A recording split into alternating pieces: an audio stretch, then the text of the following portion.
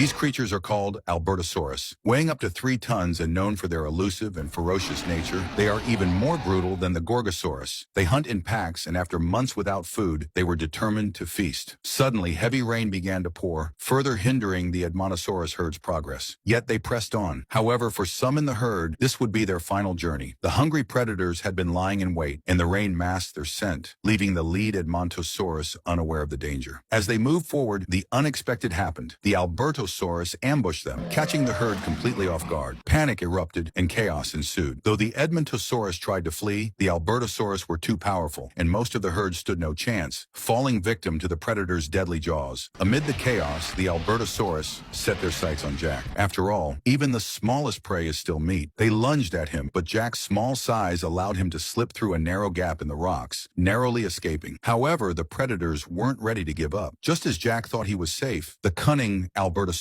reappeared. Terrified, Jack instinctively turned and ran, but the predator was hot on his heels. At that moment, the restless volcano erupted. Nearby ice and snow rapidly melted into deadly torrents, mixing with ash and rocks as they cascaded down the mountainside. The Albertosaurus, focused solely on chasing Jack, was oblivious to the approaching danger. Suddenly, a burning branch fell from the sky, striking the Albertosaurus. Though flames briefly engulfed its body, the predator shook them off and continued its pursuit. Exhausted but driven by sheer will to survive, Jack kept running. However, his path was soon blocked by a steep riverbank. Despite his efforts, he couldn't climb it. He was still just a juvenile. This gave the Albertosaurus the perfect opportunity to strike. As the predator closed in, Jack, in a desperate burst of energy, managed to scramble up the bank. Just then, a massive flood of water, ash, and debris surged down the mountain, sweeping the Albertosaurus away. The predator struggled to escape, but was quickly engulfed and carried off into the distance. Though Jack had narrowly escaped death, he was now separated from his herd. In the aftermath of the disaster, the landscape was littered with the bodies of fallen dinosaurs. For a young and vulnerable dinosaur like Jack, survival alone in this harsh environment seemed nearly impossible. He had no idea what to do next. However, hope returned when an elderly Edmontosaurus appeared. Together, they pressed on, though the path ahead remained fraught with uncertainty and danger. They weren't the only survivors of the disaster. The Albertosaurus that had been swept away by the flood had somehow survived. It would surely seek revenge. As the two Edmontosaurus continued their journey, they noticed a massive footprint. Judging by the scent, another dinosaur was nearby. Unsure whether it was friend or foe, they grew tense and cautiously scouted ahead. Soon, the mysterious dinosaur revealed itself. It was a Pacarinosaurus, also separated from its herd. Sharing a similar plight, the Pacarinosaurus generously offered to share its food, inviting the two Edmontosaurus to feast on some delicious leaves. The trio formed a temporary alliance and continued their journey together. After days of arduous travel, they finally caught sight of the main herd in the distance. They quickened their pace, but the Albertosaurus was still trailing them, hungry and relentless. As they pressed on, the Pacarinosaurus, weakened by the long journey, eventually fell behind and disappeared. Jack and the elderly Edmontosaurus could do nothing to help. As time passed, the two dinosaurs drew closer to their destination. But just as they thought they were safe, the Albertosaurus caught up to them, determined not to let its prey escape again.